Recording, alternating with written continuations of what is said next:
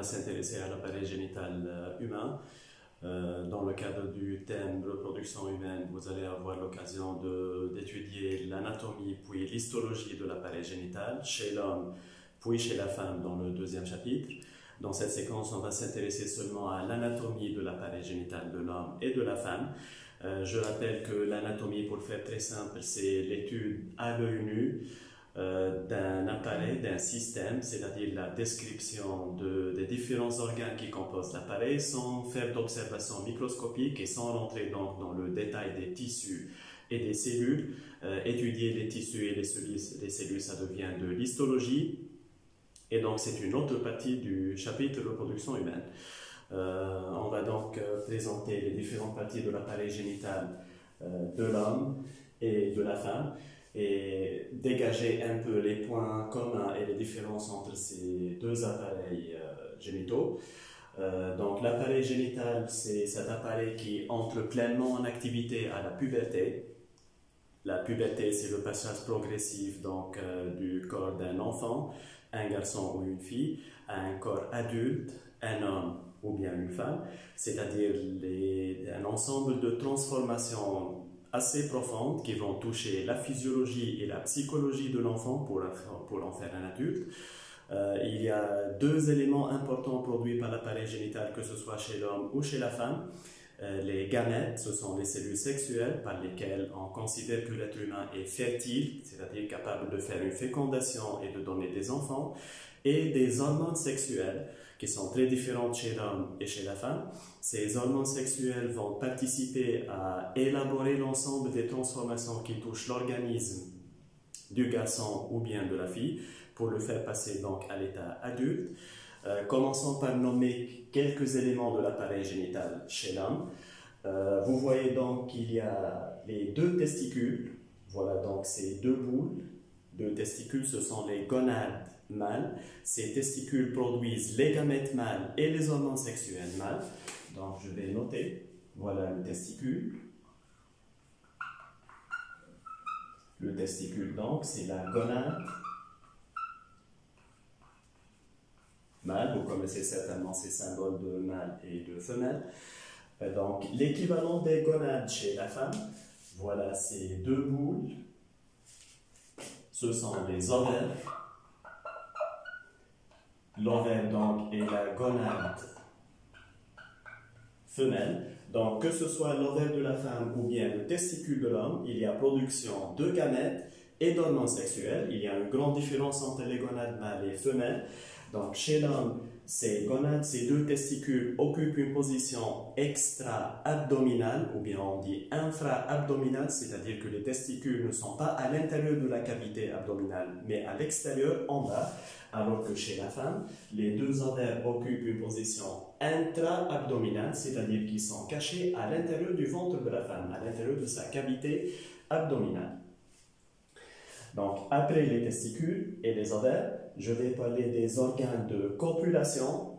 La copulation, c'est le rapport sexuel entre un homme et une femme qui peut conduire à une fécondation. Donc, l'homme possède un organe de copulation, c'est le pénis ou bien la verge. Donc, c'est l'organe de copulation mâle. Chez la femme, on retrouve le vagin. Voilà donc le vagin. Et c'est donc l'organe de copulation femelle. Au cours donc de la copulation ou bien du rapport sexuel, le pénis de l'homme est introduit à l'intérieur du vagin de la femme pour libérer un liquide contenant les gamètes mâles, un liquide qu'on appelle le sperme. Donc c'est un liquide protecteur, nutritif et de transport des spermatozoïdes qui sera donc injecté en quelque sorte par l'organe de copulation mâle, la verge, à l'intérieur, au fond, de l'organe de copulation femelle ou vagin. Et cette opération, donc, ce passage du sperme des voies génitales de l'homme vers les voies génitales de la femme, c'est ce qu'on appelle communément la copulation ou le rapport sexuel. On va passer à une autre partie des appareils génitaux de l'homme et de la femme. Ce sont les voies génitales. Les voies, c'est un peu synonyme de tuyaux, donc ce sont des conduits qui vont transporter les produits des gonades vers d'autres parties de l'appareil génital. Je commence donc par l'appareil génital de l'homme. Vous voyez un premier segment de ces voies génitales accolées aux testicules, c'est l'épididyme. Il y a donc un épididyme droit et un épididyme gauche qui sont tous les deux accolés aux deux testicules. Au niveau de l'épididyme, il y a un phénomène de maturation. La maturation consiste à donner aux spermatozoïdes leur mobilité, c'est-à-dire la capacité de faire bouger leur flagelle pour avancer dans les voies génitales de l'homme, puis dans les voies génitales de la femme.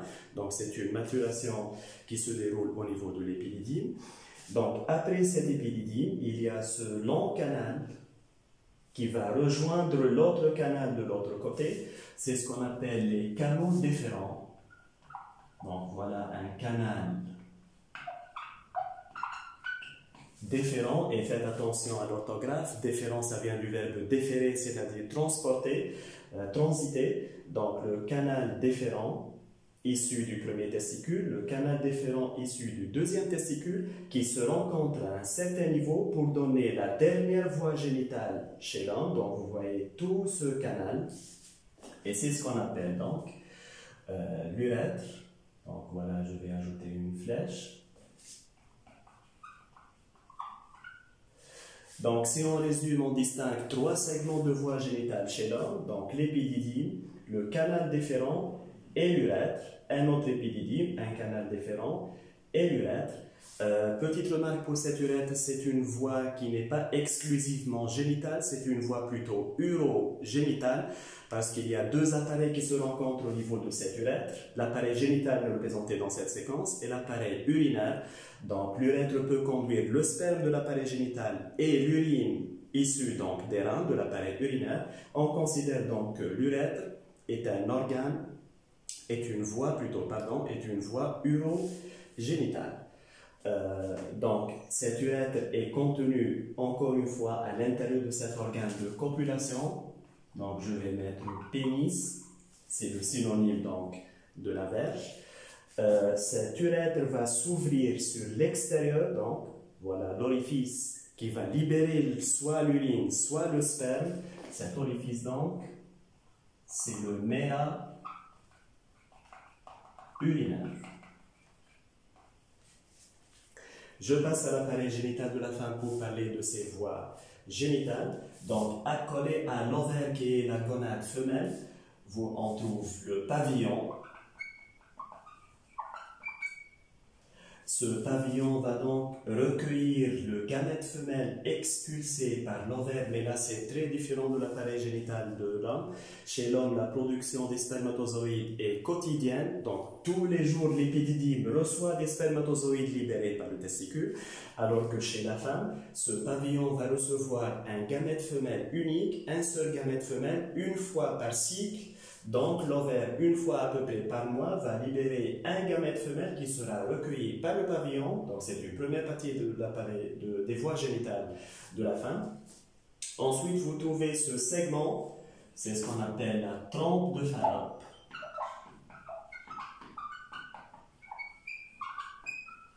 Voie génitale très importante chez la femme. La trompe de Fallope va recevoir donc le gamète femelle qui a été libéré par l'ovaire et capté par le pavillon. Cette même trompe de Fallope va conduire les spermatozoïdes qui sont en train de remonter suite à une copulation. Et au niveau de cette trompe de Fallope peut avoir lieu la fécondation. Donc il peut y avoir fusion entre le gamète mâle et le gamète femelle pour donner donc une cellule œuf et un embryon. Vous voyez donc qu'il y a plusieurs événements qui peuvent se dérouler au niveau de la trompe de Fallope. Donc chez la femme, on peut considérer que les voies génitales sont le pavillon et la trompe de Fallope si on considère que les voies génitales conduisent le gamète femelle, mais on peut ajouter tout le reste de l'appareil génital si on considère le transit ou le transport des spermatozoïdes, des gamètes mâles. Donc, comme j'ai dit dans la copulation, les gamètes mâles vont se retrouver au fond du vagin. Donc, on peut considérer que toute cette partie de l'appareil génital et la trompe de Fallope sont aussi des voies génitales femelles. mais d'un point de vue de conduction des gamètes mâles et non pas du gamète femelle. Là, une remarque très importante, le gamète femelle ne dépasse jamais le tiers supérieur de la trompe de Fallope. Il va attendre pendant un certain temps, quelques jours, l'arrivée du spermatozoïde, sinon le gamète femelle dégénère dans la trompe et il ne va jamais arriver dans les autres parties de l'appareil génital de la femme. On continue donc. Il y a un organe caractéristique de l'appareil génital de la femme qui n'a aucun équivalent chez l'homme. Voilà donc cet organe. C'est ce qu'on appelle l'utérus. Donc tout le monde connaît cet utérus. L'utérus, c'est l'organe de gestation. Donc on dit gestation ou bien grossesse. Donc c'est logique que c'est un organe exclusivement présent dans l'appareil génital de la femme. Donc au niveau de cet utérus, on peut distinguer une cavité interne, c'est-à-dire un vide interne. C'est un organe creux qui est limité par une paroi assez épaisse. Donc voilà la paroi utérine.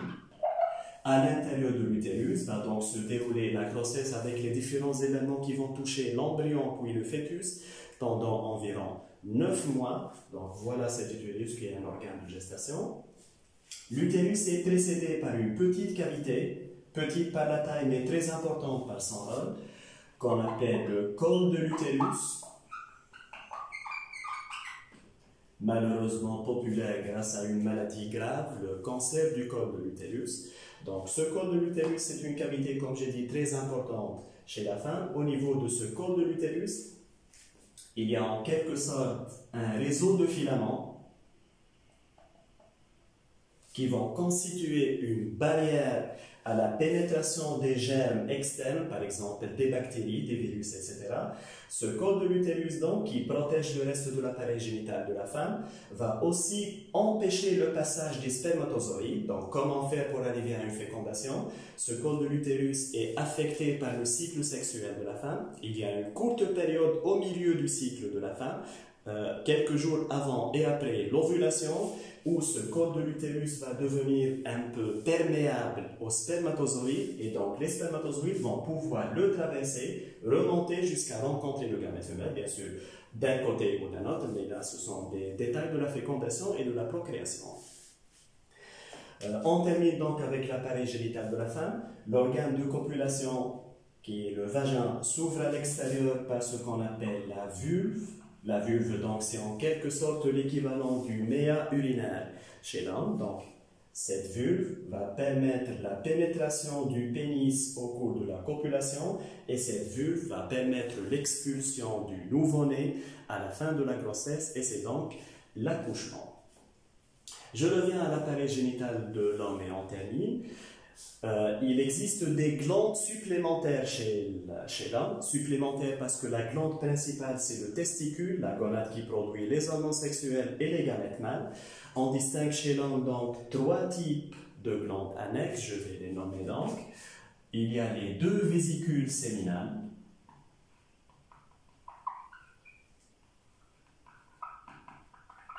Vésicule séminale. Il y a la prostate, qui est aussi connue par un cancer assez grave chez l'homme. Un cancer très fréquent chez l'homme, le cancer de la prostate. Voilà donc la prostate. Et il y a ces 2 petites glandes qui sont accolées à l'urètre. Ce sont les glandes de Cooper. C'est un W. Donc, que font ces 3 types de glandes annexes chez l'homme? Vésicule séminale, prostate et glande de Cooper.